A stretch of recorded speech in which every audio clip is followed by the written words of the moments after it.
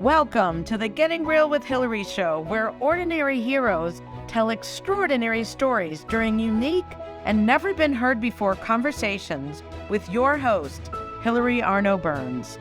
Hilary's unique listening and way of asking questions results in conversations that aren't usually talked about, so you can create the life that you really want but are afraid you can't really have. We are demonstrating the greatness in the human spirit and creating a world where we all reclaim our birthright of joy, happiness, purpose, and passion. Now, here's your host, Hilary Arno Burns.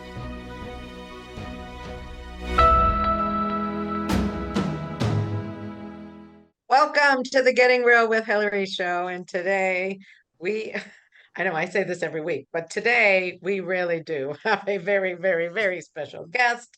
Michelle is responsible for me writing my third book, Your Bullshit is Your Blessing, because she introduced me to the book camp where I wrote this book.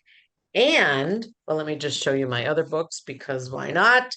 This one, Real Talk, if you're a people pleaser and doesn't speak up. And this one, if you want this one is called Real Talk, sorry. And this one is called The Second Piece of French Toast. It's a memoir. It's a really good, juicy summer read all about my real life. That's how we got Getting Real with Hilary. So today, Michelle Jenkins is also responsible for me having a show, because one day we were in a course together and she said, "Hey, I'm starting a podcasting course tomorrow." And I was like, "Can I be in it? That's my dream, is to have my own show." And the next day I was in it. And if it wasn't for Michelle inviting me for not only to the book camp, but also to the podcasting, I don't think I'd be living my dream, which is right here. And now I am so lucky, not lucky, but I can't think of the right word, but privileged, whatever, blessed to be interviewing Michelle and to be able to promote her book. So here's an introduction. Michelle Jenkins, mother, author, podcaster, speaker, and influencer. And Michelle is one of those people who just wants to make the world a better place. And her book, her brand new book, MOBB in Action. MOBB stands for Mothers of Black Boys, and the subtitle is Unleashing the Brilliance of Boys of Color. And Michelle, her goal is to impact the next generation of Black boys here and forever, to just impact them. And if she happens to impact the lives of other colored boys and women, she is already doing that. So thank you, Michelle, for being here, and welcome. Thank you, Hilary. You are such a dynamo. So proud of you. Thank you, Michelle. You really, I mean, I'm not just saying that, you are the reason I'm here. I would never have known about a podcasting course. You know, I wasn't going to write another book after my first, I just wasn't. And because of you, I stepped up. I stepped up my game. So thank you for being that person. When Michelle is inviting people, I'm always jealous because it seems like everybody says yes. And I'm like, how does she do that? How does she do that? Well, people just love Michelle. They know what she's up to. They know who she is, and they follow her. So thank you for being that leader. Yeah, thank you for stepping in so powerfully. I mean, you totally like owned all of it, like really, really powerfully. So yeah, it's like a privilege and honor, and I know who you are. So yeah, before Thank you. this. Yeah, thank you. All right. So we were talking about Michelle before in the bullpen. I like to call it in the bullpen. And I told Michelle I wanted to, like, she's a powerful leader, but she doesn't always let people know about her life. So she's deciding how much she's going to tell us. I mean, she's had an amazing life. I'll just say she was born in Newark. You want to say anything about that, those early years before you went to the private high school? Yeah, Newark, New Jersey, and from a family of seven, so it was a huge family. And we lived in the inner city, but my mom had us all attend private schools. So we had a very different upbringing than the neighborhood kids. Totally different environment. Walking to school with uniforms and being teased, but really seeing the value of that later in life, like all of that. So yeah, just so grateful to my mom for doing what she did. And Yeah. was that a hard thing for her to pull off, like financially or anything? Or, But I mean, listen, how'd she make that work with seven kids, I've right? asked her that question many times. We say that she was a financial genius. My Mm. mom could have been anything. Dr. Lloyd, she's a very smart woman, read a lot. And what she did for a living, she did domestic work. She worked for a doctor, cleaned his house, took care of his kids. We were a little jealous about that because, she spent all day there. But she did that. But she said to me, no matter how much I made, I always put a little to the side. To be able to pay tuition for seven children, that was huge. And to have money in the bank, she had accounts for all of us with money in the bank. So yeah, she was a financial genius. I have no idea how she did that. Yeah, because how many years did you go to that school? Well, the elementary school, 8 years, and then Oh, high school, she paid for my high school education in a private high school for 4 years. So yeah. so was the elementary school private too, or was that the public? Yeah, it was a Catholic school, so she had to pay tuition. Yeah. So she paid 12 years times seven kids. Well, 8 years times six, and then 12 for me. I was the special one. I went to the high Oh, school, the Catholic high school with all girls. oh, okay, okay. So, but still, eight And times seven, that's yeah, yeah, that's a lot of 56 money. years plus four. That's 60 years of tuition she paid for. Wow. And was your Yeah. dad around? Can I ask No, that? he wasn't. He was around, but not around. He was there, Okay. but we didn't see very much of him. Okay. Yeah, So it's yeah, basically your mom yeah. and Basically, did it on our own. Yep, did what it. number kid are you? What number are you? Six. I'm next to the youngest. The youngest is a year younger, so we were sort of like twins growing up. We're still very close. And was it all girls? No, it was four boys and three girls. My mom Oh, actually had okay. four boys and four girls. She lost one during pregnancy, Oh, so it would have been four and oh, four. okay. Yeah. Wow. Okay. So you had both. Okay. All right. So how come you were special and got to, I mean, I know, but why were you, why were you special to go to the Yeah. private school? I believe that my two sisters are the oldest. They're 78 and 76 now. And I grew up with the boys, and I think my mom had so much experience in raising children and doing what she did for my older sisters that she had the time now to invest in this young last girl that she put everything into me. And I think that was something she wanted to do. She didn't want me to attend a public high school. Yeah. Wow. I'm just thinking. Wow. So did they go to private? They went to public. So you They went to both the 8 years of private and then they went to public and you kept going with the private. Right. They went to public, both my sisters. And what do you think that did for you going there? Oh, discipline. Um, and it was a school where it was predominantly Italian girls, and I was in the mix of a different environment, so I got to experience something that I probably would never have experienced before. Being around young girls that had different upbringings, that made a huge difference, and not to be able to get away with a lot because it was pretty strict. And I only knew Mm-hmm. that because 2 years, my junior and senior year, I attended a co-ed school for half a day, and I took up computer programming. That was back in 76 and 77. So yeah, this school provided like an opportunity for me to experience like a trade per se. So Wow. yeah, it was interesting that that happened. Another opportunity my mom positioned me in.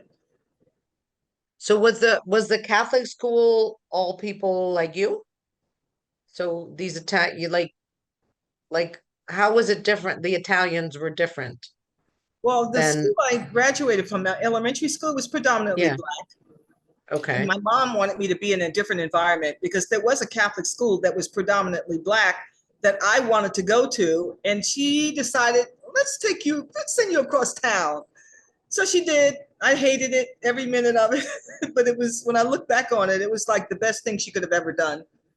I see the Wow. difference in who I am and a lot of young at the time, young women that attended that particular high school. It's a different environment. So what do you think? I mean, did you feel like a minority? Did you feel different? How do you think that impacted you? Or did it?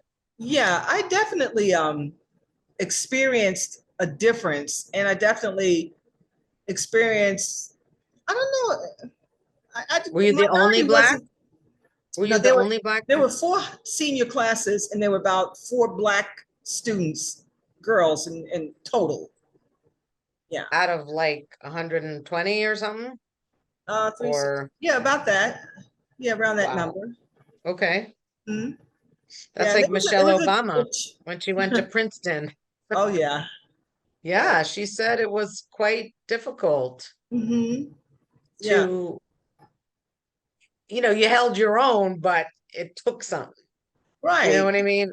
Yeah, because it was a different, I mean, when you're with your sort of clique, your friends, you experience the same things, you speak the same way, and you do the same things. And that was different. It was, I didn't, my saving grace was playing basketball. That was my, like, yeah, so I did that. Yeah, but So yeah, it you was very and you were different. and you were a star, you I was the said? MVP. Yeah, yeah. And I had a lot of life successes. I played on an all basketball team when I was in elementary school, and then I played at my high school, was MVP, and then I even attended Rutgers University for a couple of years and played high school and college. So yeah, I Wow. was a standout athlete. That was a fun part of the high school experience. Probably the only fun part of the high school What experience. position were you? I was a center in high school, Okay. What were you in college? a forward. Forward. Okay. The girls were So were 6 feet tall when I got there. I wasn't the tallest girl anymore. wow. So that's something. Okay. All right. So from there, now I know parallel to this time, you had met a guy, right? So you had known him through your basketball career, right? What was You his said a name? guy? You mean Nick's Uh, dad? My son's dad? yes, yes. Okay. Well, no, I met him at a club, a party club, like a club we hung out in. Yeah, I met him there. I was 17. I was 18 and he was 17. And then Wait, we, you were 18, he was 17? yep. And we Okay. developed a relationship. And 2 years later, I got pregnant. While you were playing basketball. No, this is after high school. Oh, okay. Yeah, yeah. But if you played in college, hmm Yeah, I did played, you? oh, basketball in college. Yeah, I thought you meant high school. Yeah. Yeah, so I ended up quitting college because I was pregnant, and I raised my son, and life has never been the same. Wow. Wow. Whew. But you're not sorry. Obviously, you have a wonderful son, No. but did that throw you for a loop becoming pregnant? Yeah, it did. It did. It stopped the action. I was modeling at the time, and I was in college at the time and playing ball at the time, and ended up getting pregnant and started thinking like an adult. Like Were you something's bound ever to happen. were you ever like, why me? I mean, I know that's not you, but I'm just asking, were you ever like, why me? Why did this happen to me? Or did you just take it in stride? No, it was never why me. I wasn't living at home at the time. I had moved in with my friend, his dad, and and I Friend. was so scared to tell my mom, like so like oh she's gonna be so disappointed, but she wasn't. She kind of like, and I was surprised. Yeah, she wasn't surprised, not surprised. She wasn't like upset about it. It was like, okay, so what's next for you? And it was kind of like for me, like, okay, well, let me get a game plan. Yeah. Yeah. Wow. And what about the father? Was he happy about it? Yeah, he Shocked? was happy about it. He was happy about it. Yeah, Okay. we didn't stay together much longer. There was some physical abuse involved in the relationship, and I left when Nick was almost 2. So I left very early on in the relationship. Yeah, because my thought was I didn't want him experiencing that. I didn't want him seeing that. I didn't want him in that environment of that because I know that would have impacted him. He would not be Yeah. who he is now had I stayed in that situation. So where did you go from there? I moved into a house that my best friend's parents owned. It was an apartment she had available, and she Hmm. charged me $150 a month to live there. And I was so happy. Uh, it was like my place. I had a mattress on the floor, a little teeny black and white TV, his clothes, my clothes, but it was a new beginning.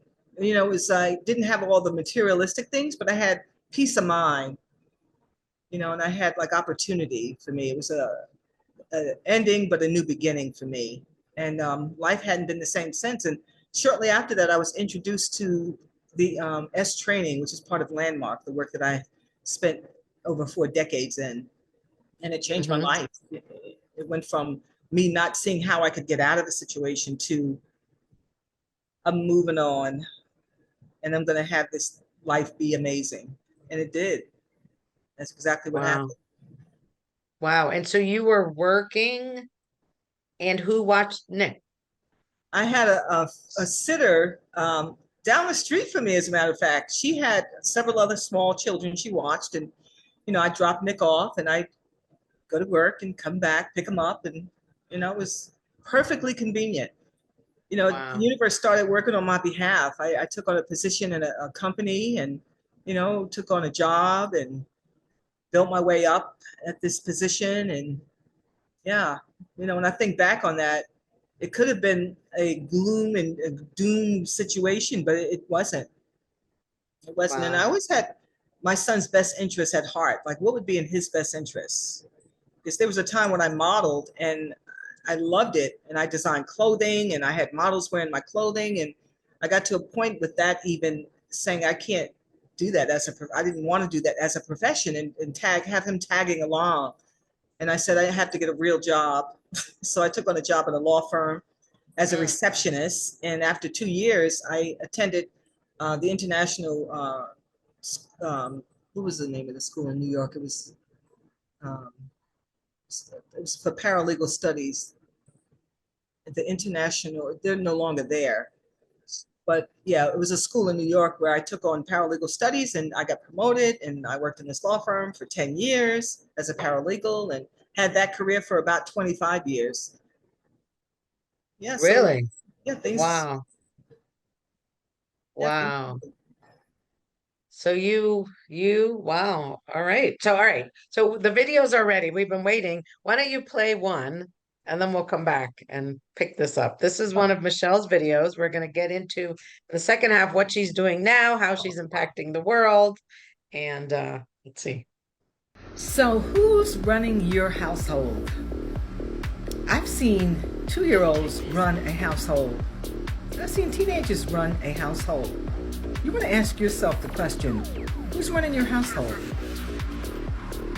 Anyone could dominate the environment. And domination looks so many different ways. You know that silence is dominating? When someone's not talking to you, they're dominating. Do you know that throwing a temper tantrum is dominating? Do you know that tactics of revenge it's all dominating? You want to be mindful, like what's going on in your household, particularly with your young children. My forte, as you know, is our boys of color. I'm not excluding anyone here. I remember growing up with my mom. What she said, she meant. What she meant, she said. There was not going back, asking again. The first time was the last time. It could be a certain way she gave us a look, and we'd know. We want to bring that back. If it doesn't exist in your household, we want to know who's in charge, who's running the household. Because you know what? They're going to watch you. They're going to be developed by you, and they're going to leave a legacy, but it may not be the legacy that you desire. So I'm encouraging you, really check out who's running your household. and let me know how it goes. All right. I love that. I wonder who was running my household when my kids were growing up. I think it was the kids. Yeah. So anyway, wow. All right. Well, we're gonna get into that. That's awesome. So Michelle, all right. So you 25 years are in the paralegal, you're growing up this son. When, I mean, obviously from reading your book, I know you ran the household, you made the rules. I mean, you really need to get Michelle's book. If you have any doubt how to raise a child, black or white, she just you were just the boss, but in a good way, in an empowering way, in a supportive way. And how did you know to do that? I mean, was it from your mom? Like how, you just, Definitely, definitely. The tools my mom provided were everlasting for me, even in my own personal life. I actually passed the baton for the most part to my son. Just for example, one thing I talk about in my book is consequences. And I thought it was extremely important that Nick knew consequences before he got into a situation, like he knew the result. And what I did was when he had his license, he got his license at 15. We lived in Virginia. And in that state, you get it pretty early. And I knew that he would be out and about driving and confronted with, police and his friends in the car, like all this stuff. So I put together a contract, and this contract it outlined everything that could possibly go wrong. There's, no paraphernalia in the car, your curfew time, homework had to be complete, no assignments were due, a portion of your insurance had to be paid. Yeah, it went on and and the on and on. It's like contract. 18 bullet points in this contract. And that contract, I hadn't seen it. I didn't read that for like decades. And it outlined everything when I look back on it. But my point in putting it together was to have him know that if he walked in after his curfew, you know what he would do? He would hand me the keys and just go to his room. There was no dialogue necessary. And he lives his life that way. He lives his life knowing, even he was in a military academy, and he knew that his behavior mattered because he would have a tour, which would be a marching drill for a few hours if he broke any of the policies in the school. So he got to think about it, like the consequence. It was already there for him, and he was a great student because he had been trained already in doing what was required of him. And one other funny thing about the contract, I worked as a paralegal in a law firm, and he didn't necessarily think this contract was like something he wanted to sign. So he brings this contract to my firm, walks into the attorney's office and wanting him to review it to see if he should sign it or not. And the attorney said to him, no, don't sign the contract. And it was funny. He ended up signing it, but it was funny that he walked into the firm I worked for with my contract with the attorney I worked with to get a review. Yeah, but And why do all you think, mattered. yeah, why do you think he did sign it? He couldn't drive if he didn't sign it. Oh, so he had to. Now, let me go back a sec. So there you were, you leave Nick's father, get your own place. You're young, you know, it doesn't sound like you were ever struggling. You did the S training, you got that fortitude with you, but it seems like, you were never a victim. You stayed strong. What do you think gave you that strength? It Because was a lot of definitely my people could mom. have gone down the tubes. I mean, I've Right, heard the stories. The right. mothers were on drugs, the kids were left by themselves or with an aunt or with something. Mhm. You were mature and got responsible. Like, what do you think was the difference there for you? Yeah, it was definitely my mom. With she was a very strong woman, very strong, very smart, very like practical, always looking out for her children, did what was in their best interest. And I pretty much followed her lead. She would whisper in my ears so many things that still stay with me, like not letting anyone change who you are, no matter who they are, what they do. I was in that physical abusive situation, and I knew I had to get out. I knew I had to leave, and I set myself up, to get out and get away. And between that and having my son's best interests at heart. Like that was always the foundation of choices I made.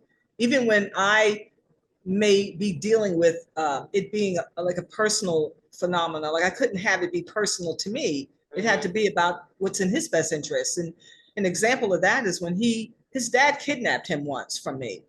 And it was a very, very difficult time. And I remember he called me up and he was crying on the phone saying he wanted to come home because him and his dad had gotten to this big disagreement and upset. And now he's just really upset about it. And as hard as it was for me, I said to him, what I want you to do is I want you to talk to your dad, have a conversation about whatever's going on, get that resolved, and call me back and let's talk about you coming home. And after I got off the phone, I just started crying. Like, did I just do that? Like, as bad as I wanted him home with me, I knew that I didn't want him to be someone that would take the easy way out or think mom's going to always rescue him. I wanted him to be in a position to step up and have a conversation, even if he didn't want to. And he did. And how old was he? He was 14. Wow. And another question, how long was the abuse going on? Was it while you were pregnant? Did it start afterwards? Yeah, Like, so it started like right after I moved, probably a few months after I moved in. And then I got, well, let's see. Yeah, I was definitely pregnant during the time. okay. I was definitely pregnant during that time. Yeah. And was he right hitting before- you? He was Oh, hitting you? It Or was physical abuse. It was total physical abuse. Mhm. Yeah, it was. Yeah, and I talk about that in my book. And, as I was writing my book, I thought about what I wanted to say, but I didn't think about what I didn't want to really say. And I started thinking about that and saying, I don't want anyone to think life was just grand for me, like it was easy for me. And I raised this amazing man. No, I dealt with some stuff and I wanted to put it in and share that because women deal with that. yeah. And I talk about mindset in dealing with that, like that's temporary and there's a way out and not ever having the experience of being trapped in that. Because when I look Wow. back on that was 42 years ago. Yeah, 42 years ago. And But how did you stay for, I mean, it seems like it was going on for 2 years if you left when he was 2.5. Like, was it not that bad all the time? It was bad sometimes. It wasn't happening for 2 years. Yeah, I was with him for that long, but the abuse, it didn't happen the day I moved in. It gradually started happening. And, Oh, okay. months into it, I didn't have the finances to just go and get a place. Right. Or better yet, I didn't have the mindset to do that. And I was working at a job and someone introduced me to this thing called the S training. And I did that course and it turned everything around for me. Oh, so that's when you left. That's when I left. And Nick was not quite 2 yet. He was about to turn 2. Wow. Yeah, and it was, and I probably would have still been there hadn't I taken on something that would interrupt that cycle. Something extreme to interrupt that cycle. Yeah. Well, thank God, right? Yeah. Whew. All right. All right. Well, thank you, Michelle. And now we're going to get into more about her book and what she's up to and how you can find her and what she's all about now after the commercial break. Halftime show, we call it.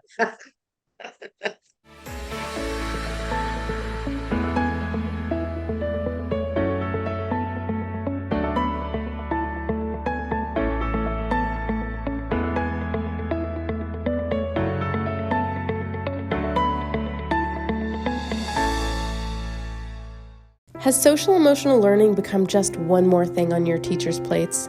Do teachers and students both find it boring and ineffective? Then bring Kikori to your school. Kikori transforms classrooms through experiential SEL activities that help students play, reflect, connect, and grow. Even better, students say it's more fun than recess. Schedule a no-obligation conversation at kikoriapp.com/bringkikori. KIKORI. Do you ever feel like you can't say what you really want to say? Or that you're stuck or in a holding pattern in your relationships, career, personal life, or finances? Are there things you want in life that you've given up on? Are you resigned that this is as good as it's going to get? If you answered yes to any of these questions, then Hilary Burns, host of the Getting Real with Hilary show, has the solution you need. Hilary is a published author of 3 books and has a program called the Getting Real Process. This process frees you from what is holding you back, allowing you to create a life you love. Don't believe it? It is hard to believe that it could work, isn't it? The proof is that hundreds of Hilary's clients have used the Getting Real process and are now free to create whatever they want in relationships, career, finances, enjoying life, or just loving themselves more. So go to realtalkwithhilary.com and order Hilary's book, Real Talk, and set up a conversation.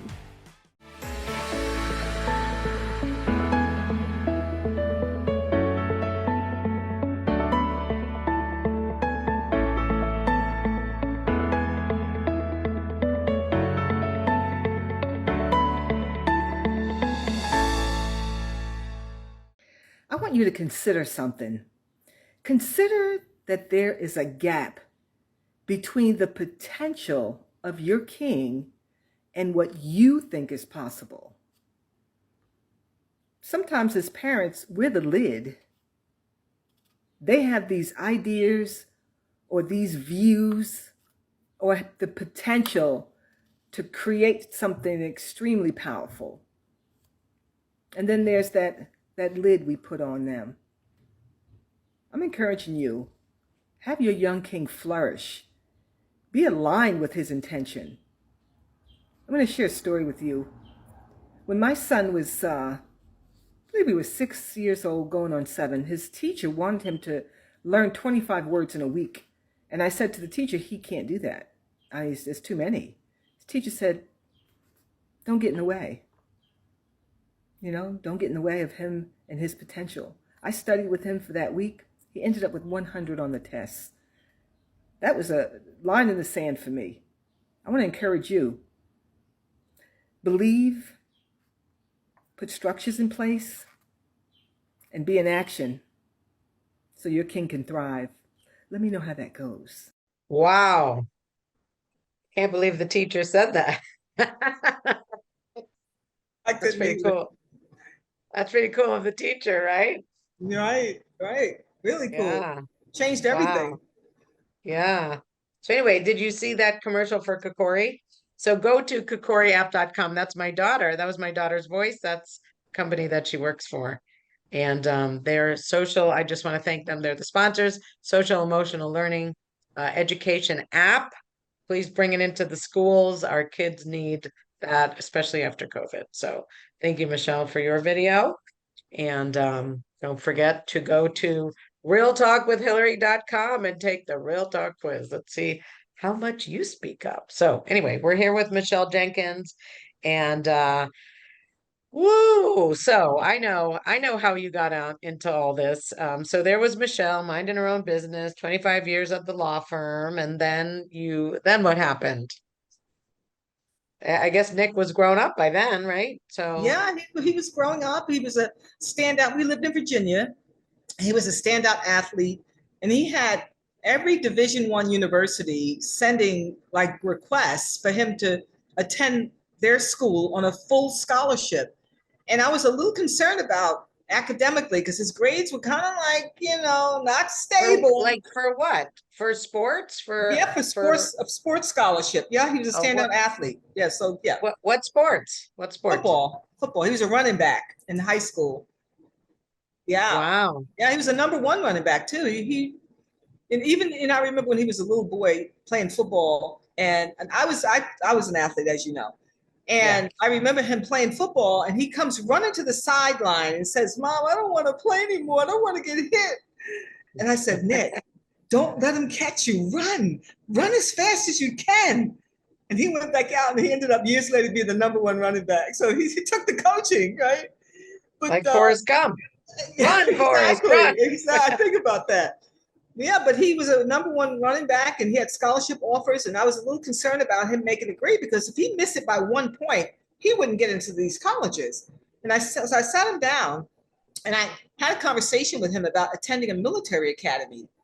I didn't want to force him to go, but I had a conversation and I pretty much gave him the two options. If you go, this could happen. And if you don't, this is probably how it's going to happen. And he looked at me and he said, I think I should go. And I was just elated, like, oh, great. So we go to the military. Wait, so why did you want him to go there instead of the other? Because I For the wanted him to discipline, or yeah, because his grades were not actually up to par. And I wanted him to put himself in an environment where he could actually generate study habits so that he could get into college easy without struggle and effort or even not getting in, like failing at the peak of his high school. Because he was a senior in his high school when this conversation happened about the military academy. So we And the went to the military- military academy. so that was college. The military academy was college. No, he was in high school. He was a senior in high school at this time.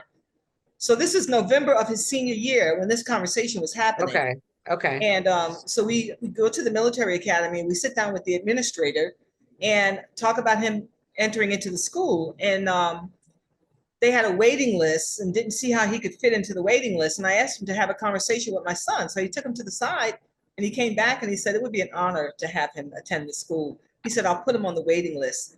And they wanted $15,000 per semester. This is still, he's not even out of high school yet.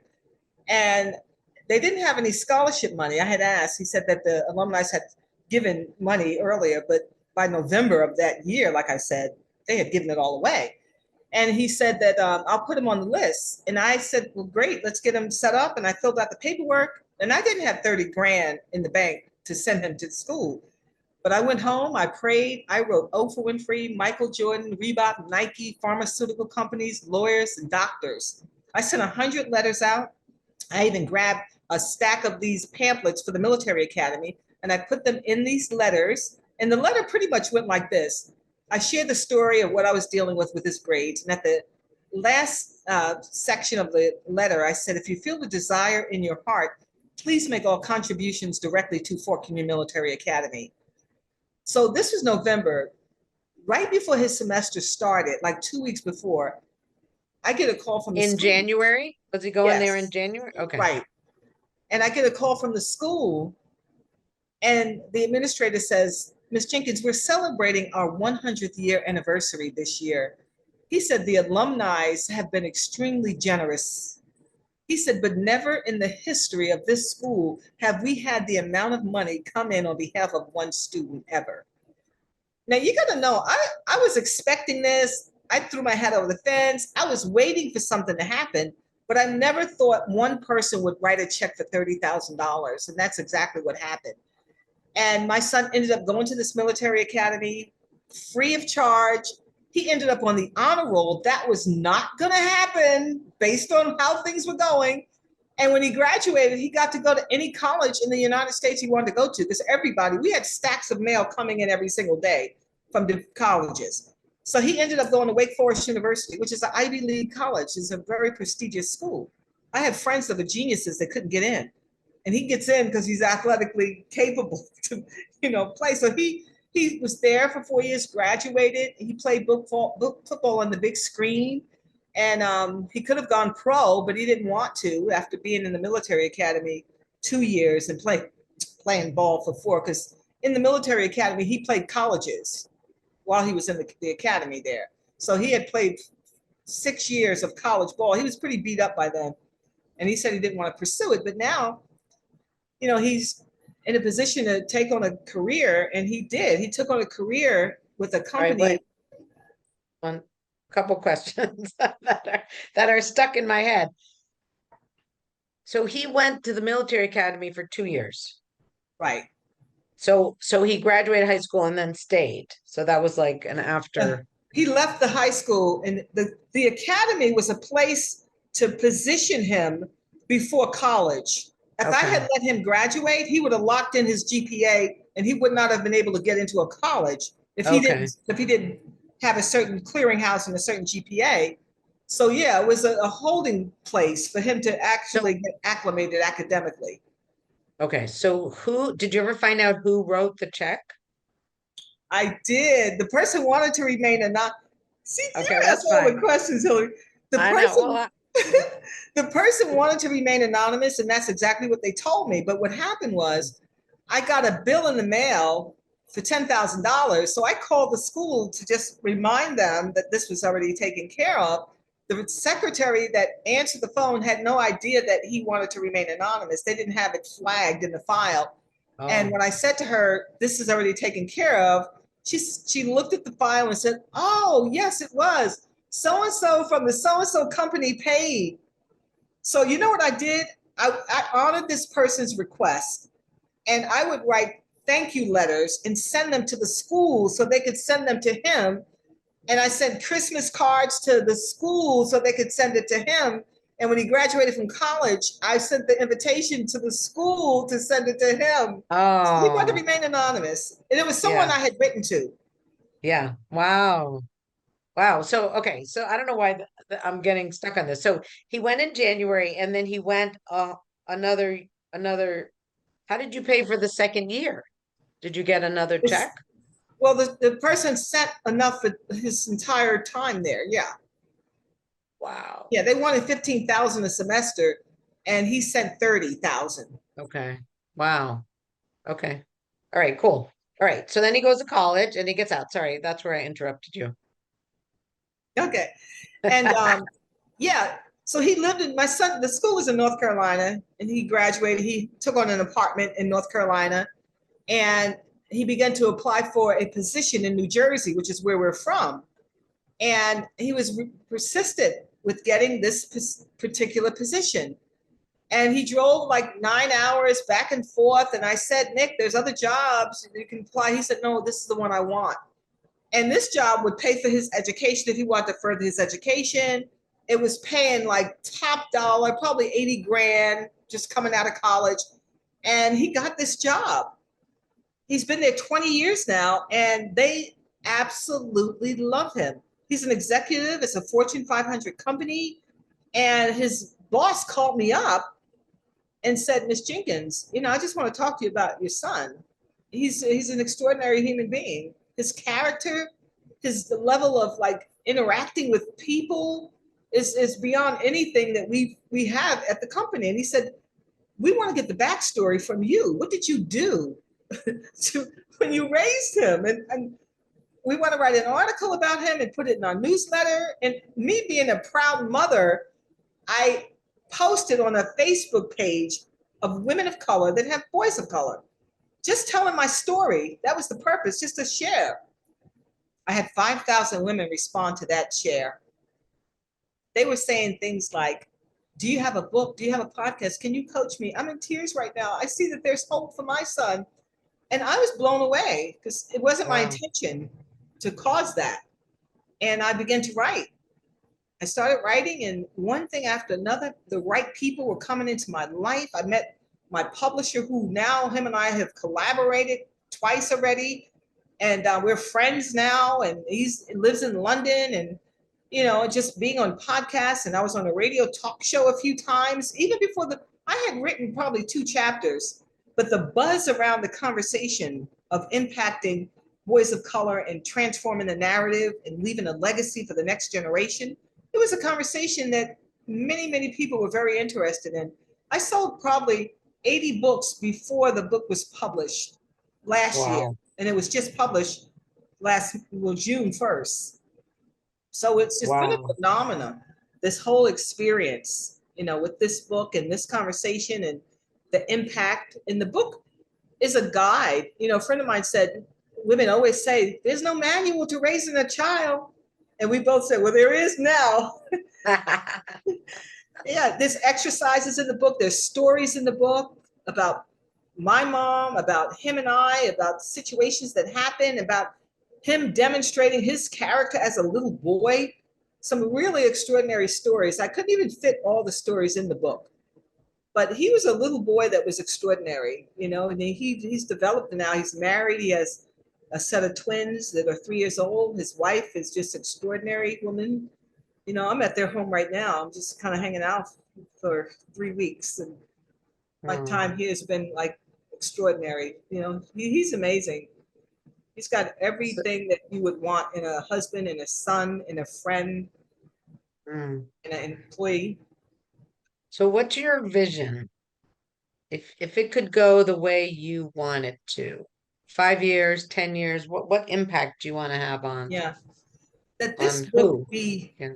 this book be in the hands of many people. If people don't have it in their hands, they know about the book and they're gonna get it in their hands. Like it be, I don't want to say a Bible because that would be kind of like, you know, not cool, but to be like a guide for individuals that want answers, you know, and then not just having the book, but utilizing the book and taking the tools and demonstrating these tools in front of their children, and so that their children have them to pass the baton to the next generation. And we evolve, you know, as a community, as a community of African American people with our young boys, that it evolved. And you not see the level of incarceration happening, you not see the brutality on the streets happening. You see more of community service and uplifting, and you hear stories of men of color mentoring young boys. Like that be the norm. That's the vision, to have that happen and to hear it and see it and have it be a conversation that lives on. Mm. Well, I just had a thought. What about the men? I mean, I guess those boys will grow into men, Totally. And but they'll is be there the anything? influencers. Yeah. They'll be the influencers. Yeah, and it's you want to start early. I started when my son was in kindergarten working with him. He's who he is because of me taking on practices and taking on like a level of belief that was beyond hoping and wishing for something, but like knowing that it's going one way. Like I knew he was going to college. I knew he was going. When he was a young boy, we talked about when you get to college, not if you're going to go, but when you get there. So it evolved the way it evolved on purpose. The money came because of my intention years Mm. ago to say, this is what's going to happen when he's at this point of his life. Yeah, Wow. it wasn't by accident, it was by design. And where do you think you got all that from? Knowing how to do that, or, the strength, the conviction. Yeah, totally my mother. My mother was she was the smartest, the most intentional, the most intelligent. You know, you and I know what a landmark forum leader is, right? It's Hmm. someone powerful that can be with any conversation and impact lives. My mother was that. A friend of mine said, your mom was a landmark forum leader, didn't know it. I Well, had where do you friends, so where did she get it? Like, how did she know to be that? What were her yeah, parents like? yeah, her mom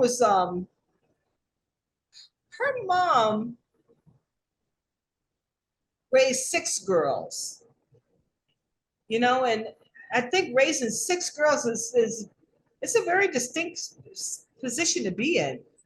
You know, you gotta share the wisdom, you gotta protect them, you gotta let them know that they're strong and powerful. And Mm, and I think that powerful woman thing, it just was passed on from my grandma yeah.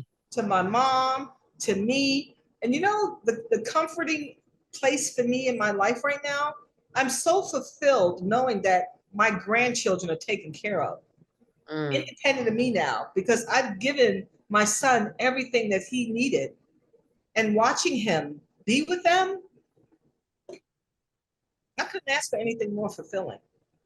Like mm. that job got done, and I'm not even concerned about his children, and their children going to be taken care of because he got what he needed to hand over the baton to them, like my mom did, like my grandma did.